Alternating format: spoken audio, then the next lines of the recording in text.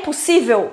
Não, não é impossível, né? Temos casos de pacientes que se livraram completamente do bruxismo. Fácil? É fácil? Não, não é fácil. É um belo trabalho de autoconhecimento, de percepção de você mesmo em relação ao que está causando tudo isso, né? E você precisa querer muito, né? E lutar para isso. Óbvio que enquanto essa cura não chega, né?